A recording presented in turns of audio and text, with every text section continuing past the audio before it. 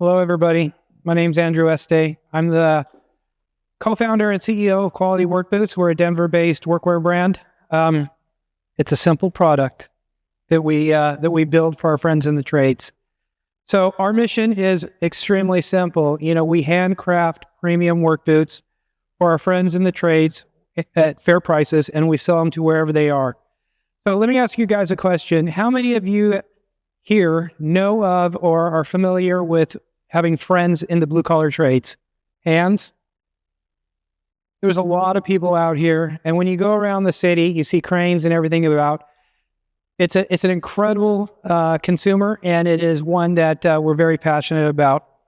So when we look at the market and we look at the problems that we're going to solve, after spending a number of years in the footwear and apparel part of the business and working with some great athletes, as I transitioned into working with the blue-collar trades, it's been a very rewarding customer experience, consumer experience. And so the problems that we see and that we want to solve within this industry is that, one, the workwear industry is extremely outdated. So it's been run for the past 50 years between 3 or 4 different heritage brands that are both wholesale and direct-to-consumer focused, but they're based around a model that is driven by the retail partners. Premium work boots, they cost a lot of money. And if you know of anybody that's in the trades, having some great product on your feet when you're on your feet for 8 to 12 hours a day is extremely important. And since COVID hit, it's been getting very expensive. And then the purchase process is very difficult. If you're on your feet 8 to 12 hours a day, going to a sit and fit, going to a retailer like Cabela's or someone like that, to buy a pair of boots on the weekend is just not something that you want to do.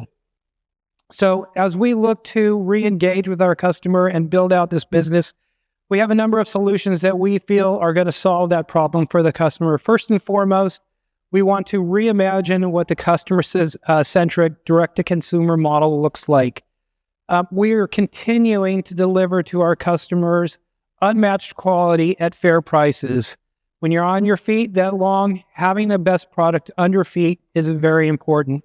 And then we're looking at revolutionizing the purchase experience. How we go about doing that and how we're engaging with the next generation consumer is extremely important as we craft the products for them. So I don't know how many of you know, but it's an enormous business and it brings enormous revenue to the United States or to the U.S. economy. So the trades, the blue-collar trades represents about $17 billion in annual revenue that's driven to the U.S. economy. And it's growing with the CHIPS Act in place and the infrastructure in place. This is just going to continue to grow. There are 17 million individuals working in the trades. That represents 13% of the United States workforce.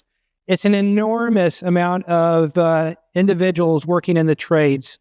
And we're seeing this starting to grow and continuing as trends are starting to show. So there's 7,500 trade schools. So most of us know back when we were in high school, we had trade schools in class. Those are no longer there anymore. So how are those kids being educated? They're being educated through trade schools. And this is a growing part of the employment of the next generation. There are 4.3 million unfilled work jobs in the United States for blue-collar trades.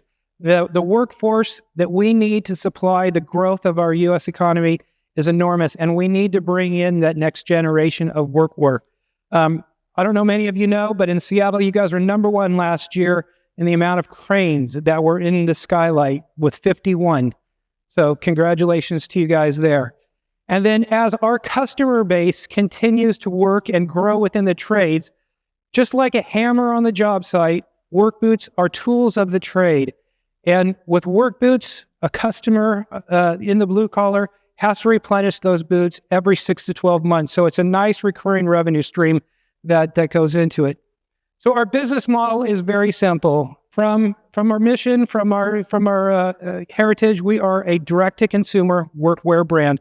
And I emphasize direct-to-consumer because we are not a wholesale business. We're engaging, and we will only engage with our blue-collar friends on the trade community. We are pioneering in Denver, we're pioneering a local mobile fit unit experience where we believe that we want to take the business, the brand, to the consumer, to the job site, and engage with that consumer. And as we look towards this, we see the brand growing by expanding the job site experience. So how do we make our money? We get this question asked all the time. And as we reimagine direct-to-consumer, we have two revenue streams. First and foremost is our e-commerce website that we sell a majority of our product through. And then we're in the process of building out a playbook as we pioneer what we believe is the evolution of direct-to-consumer, which is a city-based mobile fit unit. We see this opportunity to scale the business, bring the brand to the job site, and grow it into a franchise model across key cities within the U.S. So where do we sit within the community of the trades? We believe that if we're focused on the premium end of the product at a very fair price point, we are going to set ourselves apart from everybody else in the industry. As we look at the 5-year growth and where we see ourselves in the next number of years, we believe that there's a $40 million plus business just within the e-commerce business that is outside of what we believe we can achieve within the mobile fit unit growth plan.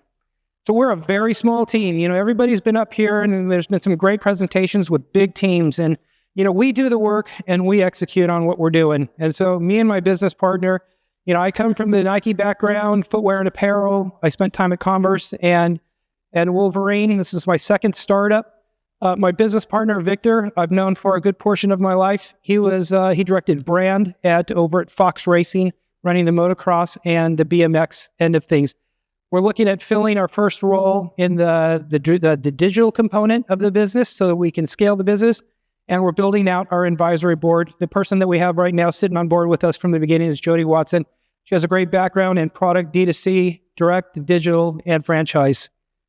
So what are we doing today? We're raising a $2 million round. We've just started raising the round. We've bootstrapped the business, Victor and myself, to date. And we have some very friendly investor terms. So we've broken up our $2 million round into two tranches.